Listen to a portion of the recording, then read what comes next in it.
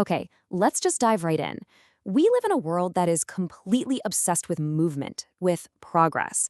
But have you ever actually stopped to ask yourself if all this forward motion is really taking you somewhere you want to go? We're going to explore this illusion of progress and why that constant chase for more might just be the very thing holding you back. And this really gets to the heart of it, doesn't it? It's a paradox so many of us feel deep down.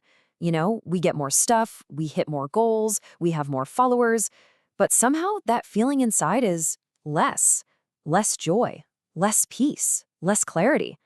So, what is really going on here? Well, to get to the bottom of this, we've got to talk about something the source material calls the religion of movement. Now, this isn't about spirituality in the usual sense. Nope. It's about a modern value system where how active we are becomes our entire identity. And the central idea of this whole religion is right here. I mean, think about it. How many times have you answered, "How are you?" with busy, like it's a badge of honor? We've built this entire culture where a packed calendar and a frantic pace are the ultimate symbols of importance and success. This breaks down the unspoken rules of this creed perfectly. We're told to chase this endless list of goals. We see any empty space in our calendar as some kind of failure, and the command underneath it all is always just to keep moving, go faster, be stronger, work longer. And we tell ourselves, if we just do this, we'll finally get there. We'll finally be happy. But all this constant movement, it creates this huge disconnect. And that builds into what we're calling the paradox of more. This is where the promise of our culture just completely clashes with our actual lived reality. And here it is, laid out plain as day. On one side, you've got the promise. Society tells us more possessions, more followers, more achievements. That's the path to happiness. But on the other side, well, that's the reality for so many of us.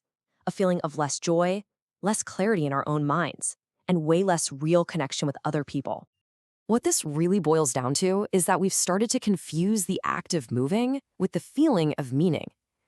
The source suggests this chase creates this internal emptiness, and we then try to fill that void with external things, which just keeps the whole cycle going. We're running, but we've completely forgotten why we even started. Okay, but there is another way.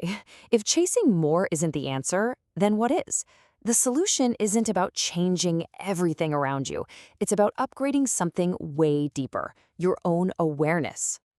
And this quote from the source material, man, it's a gut punch to our modern definition of success.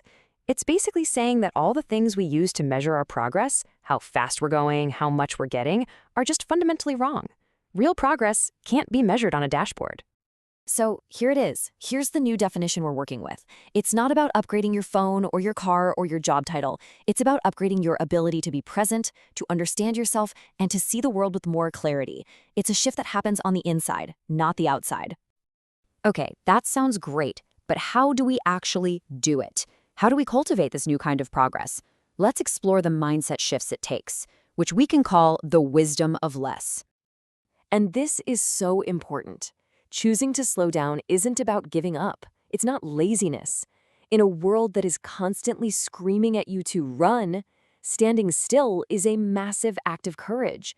It's a conscious choice to step off the hamster wheel. And that choice, that rebellion, is built on three really concrete principles.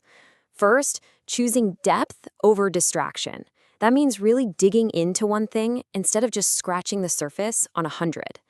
Second, choosing silence over noise, carving out space for your own thoughts, away from all the chatter. And finally, choosing presence over performance, just being without feeling that constant need to prove your worth by doing. This quote just ties it all together, doesn't it? It completely reframes our relationship with rest. In our crazy productivity-obsessed culture, we think doing less is a bad thing. But what if it's actually the smartest thing you can do? A way to recharge, to reflect, and to find your real direction. And that brings us to the final piece of the puzzle. The ultimate reward for embracing this wisdom isn't about getting somewhere new. It's about rediscovering a place you've always known. It's about coming back home, to yourself. When you finally let go of that frantic chase for more, something amazing happens.